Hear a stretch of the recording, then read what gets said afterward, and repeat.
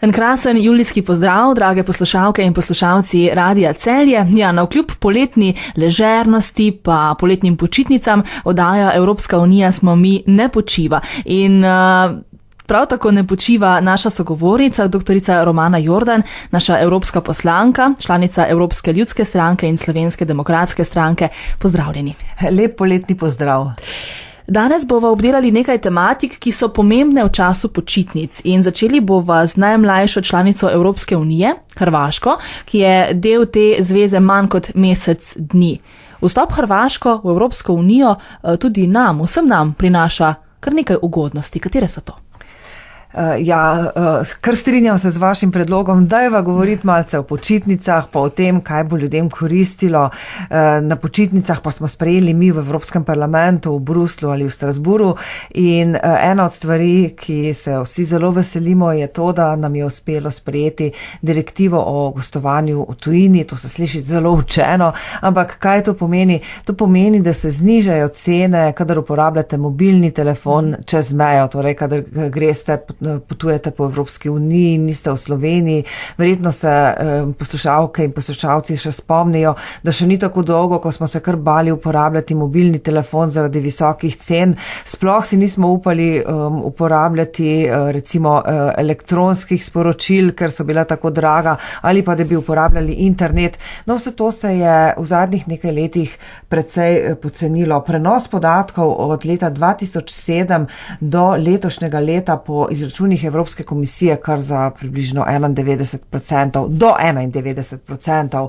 No in letos 1. julija je bil spet naslednji skok, ko se bodo spet pocenili tako klici kot SMS-i, bistveno pa se bo pocenil prenos podatkov. Saj veste, ko ste na dopustu, radi uporabljate recimo elektronski zemljevid, to se uporablja prek interneta, radi pogledate svojo elektronsko pošto, tudi to se uporablja prek interneta, lahko boste poiskali kaj zanimivega v kraju, ki ga obiščete, pa v restauracijah in tako naprej. No in z letošnjim letom velja vsa ta pravila tudi za Hrvaško, kajti Hrvaška je članica Evropske unije. To je tisto, kar bo čutil vsak, ki se odpravi čez mejo iz Slovenije. Sicer pa mislim, da so prednosti hrvaškega vstopa še mnoge druge, zelo pomembne.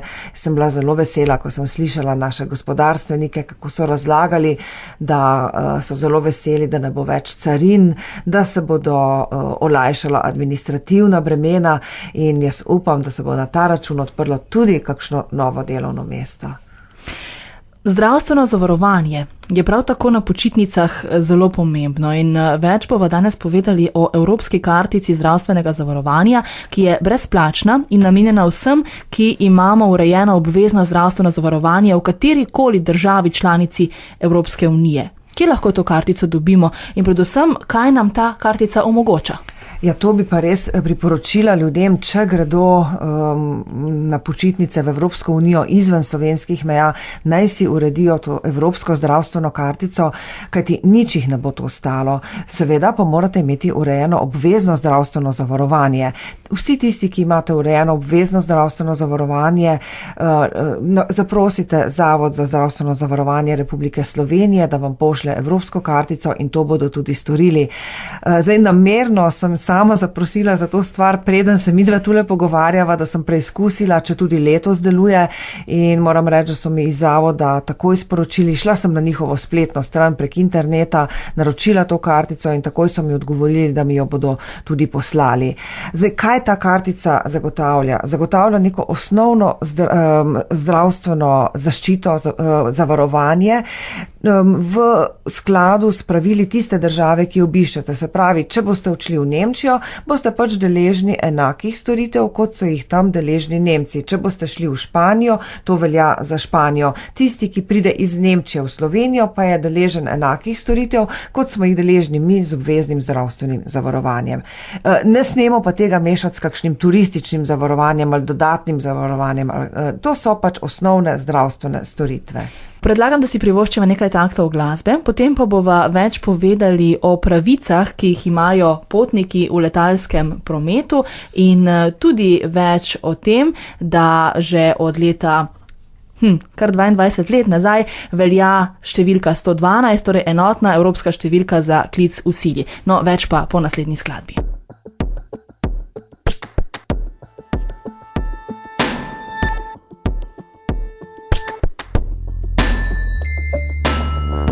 Dan je mlačen in zaspan, predvidljiv in pomečkan, kot sivi časopis, ki daje vtis, da je v svet zlagan. Ujeta v prazen vsak dan, kriva vsak na svojo stran.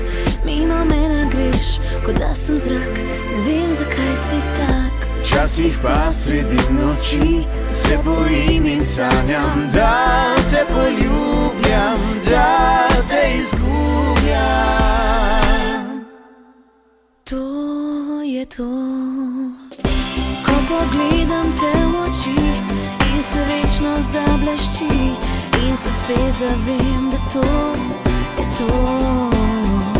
Ko prižgejo se luči in se žalost poslovi, tedaj se spet zavem, da to je to.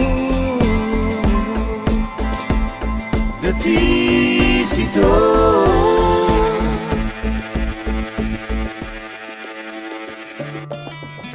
Ker je med nama ne umre, ampak dan za dnem bolj vre.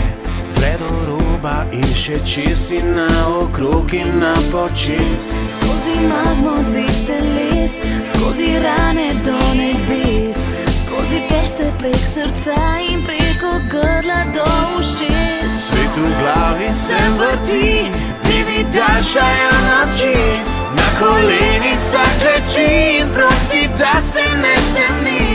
Koliko je še moči, koliko brezdannih dni, koliko rek napolni moja kri. Ko pogledam te v oči in se večno zablešči in se spet zavem, da to je to. Ko prižgejo se luči in se žalost poslovi, tedaj se spet zavem, da to je to. Ko preproste so stvari in se najdeš en, dva, tri, ko se spet zaveš, da to je to. Ko prižgejo se luči in spet glasba zagori, se zaveva, da spet to je to. Da to je to.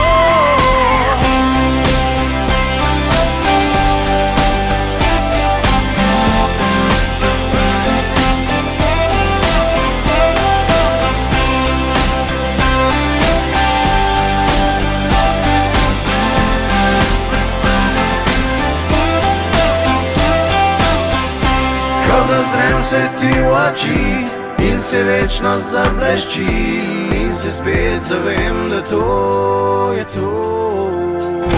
Ko prižgejo se luči in se žalost poslovi, tedaj se res zavem, da to je to. Da to je to.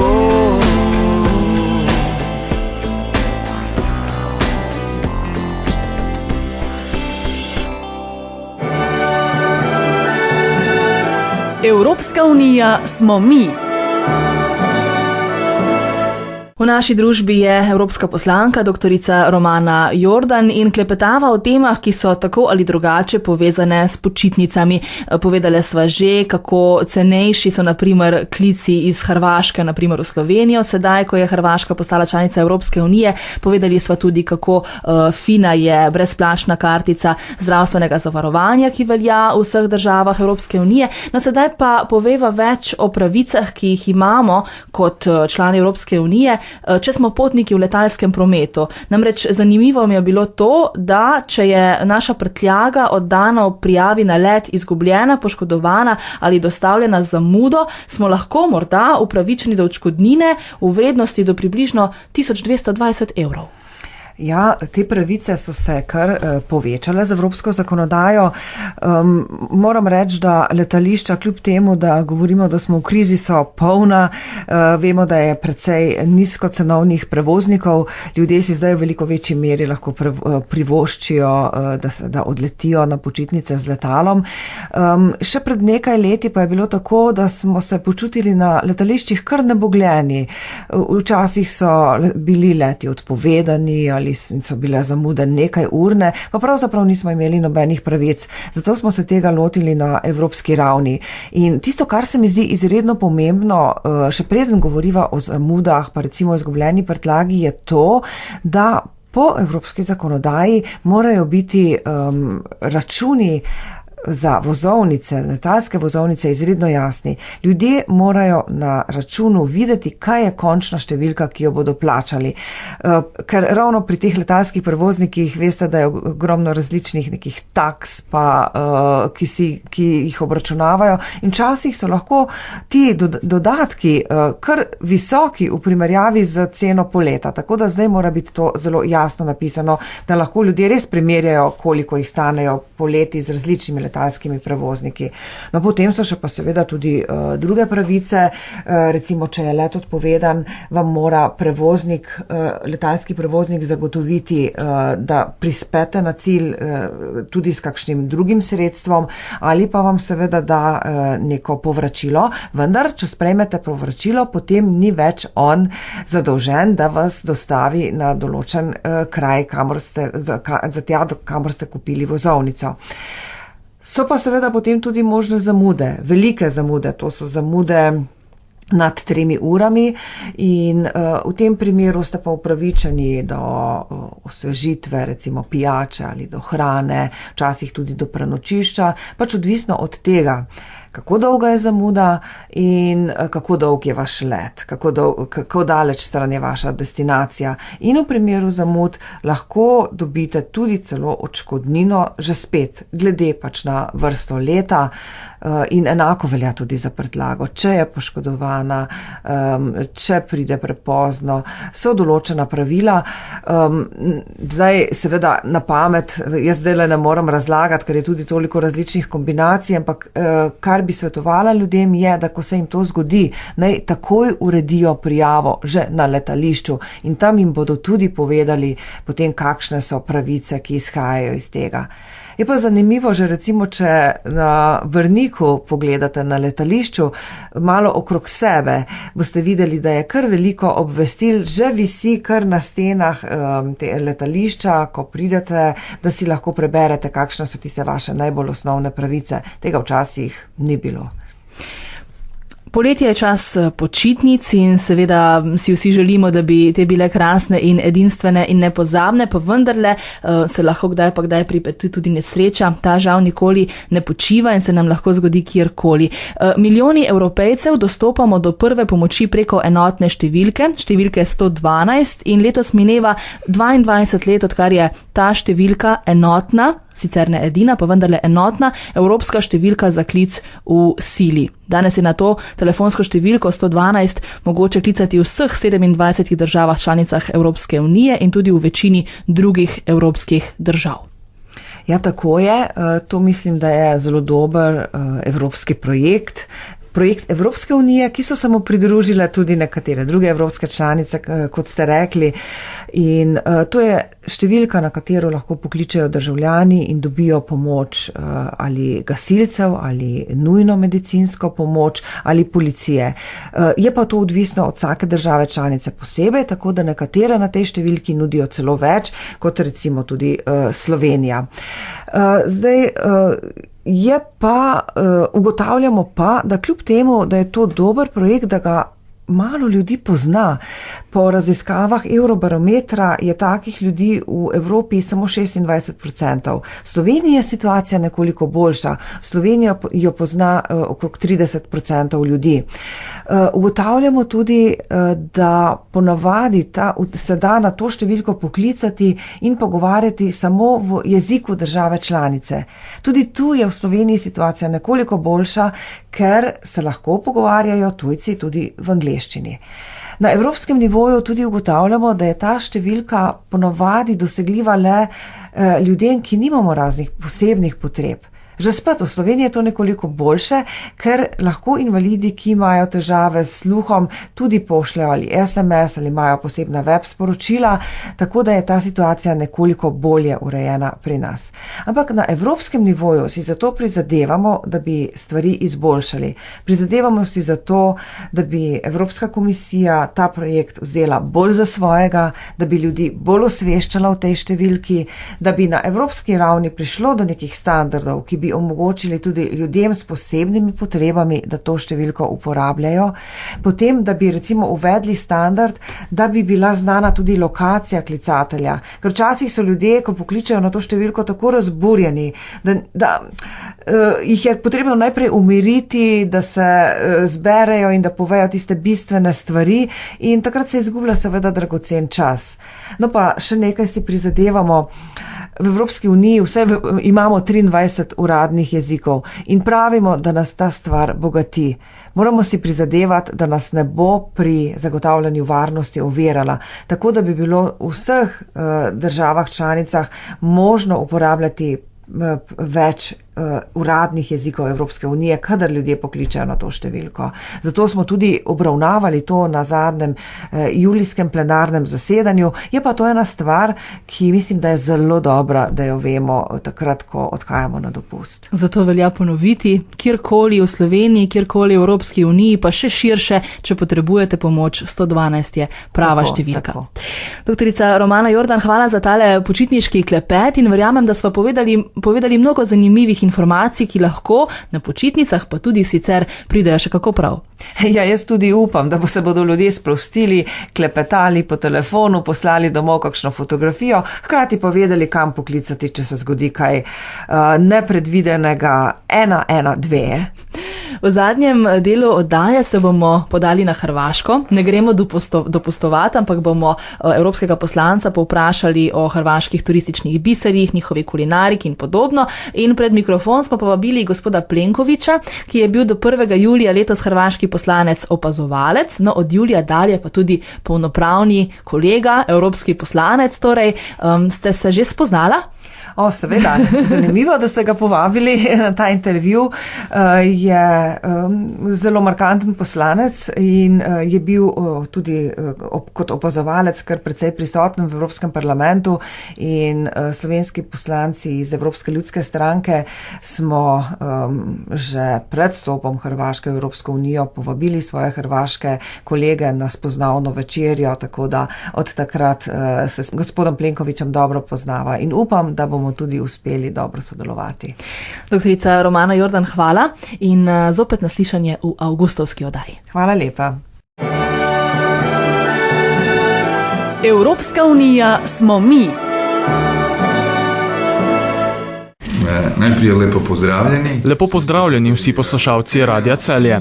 V veselje mi je sodelovati v tej oddaji, v kateri klepetate z doktorico Romano Jordan.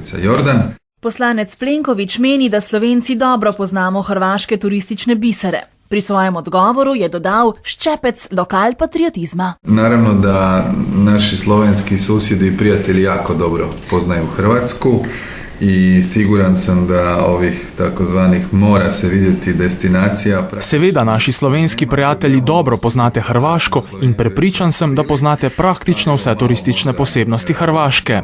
A če vas moram povabiti na eno hrvaško destinacijo, bi tu vključil malo lokalpatriotizma.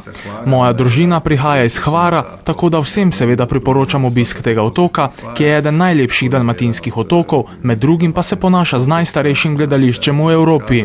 Seveda velja povabilo tudi na druge hrvaške otoke in na celino. Tako kot Slovenija je tudi Hrvaška na svojem celinskem delu še kako vredna ogleda. Tukaj so naravni parki Istre, Slavonije in tudi ostali. Vsekakor ste po celotni Hrvaški vedno dobrodošli. Drugih nacionalnih parkova Istre, Slavonije, v svakom slučaju dobrodošli ste gdje god dođete. Hrvaška poleg številnih otokov premore tudi odlično kulinariko. Poslanec Plenković izpostavlja dejstvo, da lahko v kulinaričnem smislu Hrvaško delimo na pol. Pa u tom smislu možemo Hrvatsku dijeliti na dva područja, na primorsku i na kontinentalnu. Na moru bi vam sigurno svi... Če govorimo o kulinariki, moramo Hrvaško razdeliti na dve območji, na obalno in celinsko Hrvaško. Na morju seveda ne gre brez morskih specialitet, v celinskem delu pa smo veliki ljubitelji mesa. Slavonija, na primer, je poznana po različnih mesnih proizvodih. Na poti od Zagreba proti jugu pa bi vam toplo priporočal odlično pečeno jagnjetino.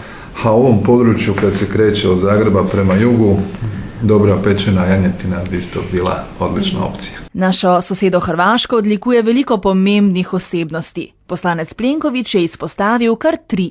Pa mislim da u političkom pogledu sa jednom distancom sada od ipak optike već... V političnem smislu, seveda z neko distanco, bi za preteklo stoletje izpostavil doktorja Franja Tudžmana, ki je Hrvaško vodil v času demokratičnega osamosvajanja in nas zopet postavil na zemljevid Evrope. Če pa govorimo o umetnikih in znanstvenikih, bi izpostavil kiparja in arhitekta Ivana Meštrovića ter znanstvenika Nikolo Tesla. A kada je riječ o našim umjetnicima ili znanstvenicima, ja bih izdvojio svakako Ivana Meštrovića i naravno Nikolu Teslu. In ko že govorimo o Nikoli Tesla, naj na tem mestu dodamo še to, da je v svojem življenju Tesla patentiral več kot 700 izumov. Najznamenitejši je večfazni indukcijski elektromotor, njegov sistem izmeničnega toka pa je omogočil lažji in učinkovitejši prenos električne energije na daljavo. Po njegovih načrtih so izdelali prvo hidroelektrarno na Niagarskih slapovih.